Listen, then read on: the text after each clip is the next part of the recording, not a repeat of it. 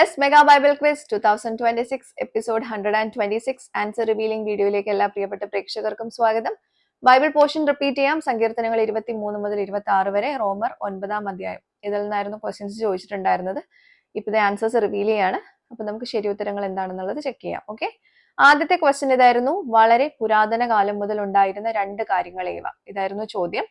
ഉത്തരം: യഹോവയുടെ കരുണയും ദയയും. ഓക്കെ, സങ്കീർത്തനങ്ങൾ 25-ന്റെ 6-ാമത്തെ വാക്യത്തിലാണ് നമുക്ക് ഉത്തരം കാണാൻ പറ്റുന്നത് കേട്ടോ. രണ്ടാമത്തെ ക്വസ്റ്റ്യൻ: ദാവീദ് പ്രദക്ഷിണം വയ്ക്കുന്നത് എന്തിനെ? ഇതായിരുന്നു ചോദ്യം.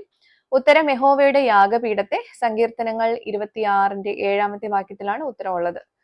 മൂന്നാമത്തെ ക്വസ്റ്റ്യൻ ഇതായിരുന്നു: പാഠഭാഗത്ത് കാണുന്ന രണ്ടക്ഷരമുള്ള ഒരു പദത്തിനോടുകൂടെ ഒരു ചിഹ്നം ചേർത്താൽ ബൈബിളിൽ കാണുന്ന ഒരു പക്ഷിയുടെ പേരാകും എങ്കിൽ രണ്ടക്ഷര പദം ഏത്? ഇതായിരുന്നു ചോദ്യം. ഉത്തരം: കോഴ, പക്ഷി, കോഴി. സങ്കീർത്തനം 26-ന്റെ 10-ാമത്തെ വാക്യത്തിലാണ് നമുക്ക് ഉത്തരം കാണാൻ പറ്റുന്നത് കേട്ടോ.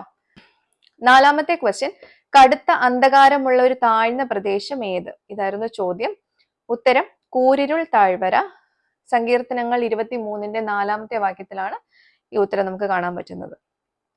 ഫൈനൽ ക്വസ്റ്റ്യൻ ഇതായിരുന്നു: ഞാനൊരു പുരുഷൻ, എന്റെ ഭാര്യ, മകൻ, മരുമകൾ, ചെറുമക്കൾ എന്നിവരുടെ പേരുകൾ പാഠഭാഗത്തുണ്ട്, ഏതൊക്കെയാന്ന് എഴുതുക. ഇതായിരുന്നു ചോദ്യം. ഉത്തരം: ഞാൻ എന്നുള്ളത് അബ്രഹാമാണ്, ഭാര്യ സാറ, മകൻ ഇസ്ഹാഖ്, മരുമകൾ റെബേക്ക, ചെറുമക്കൾ യാക്കോബ്, ഏശാവ്. റോമർ 9-ന്റെ 7, 9, 10, 13 വാക്യങ്ങളിലാണ് ഈ ഉത്തരം ഉള്ളത് കേട്ടോ. അപ്പൊ എല്ലാവർക്കും ശരിയായിട്ടുള്ള ഉത്തരവും കറക്റ്റ് ആയിട്ടുള്ള റെഫറൻസും കിട്ടിയിട്ടുണ്ടാവുമെന്ന് കരുതുന്നു. ശരി ഉത്തരം വായിച്ചിട്ടുള്ള എല്ലാവർക്കും കൺഗ്രാറ്റുലേഷൻസ്.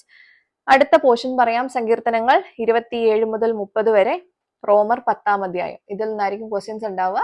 വായിച്ച് റെഡി ആയിട്ടിരുന്നോളൂ. ചോദ്യങ്ങളുമായിട്ട് അടുത്ത എപ്പിസോഡിലൂടെ നമുക്ക് വീണ്ടും കാണാം. Till then, it's me, Angel, signing off. Bye and take care.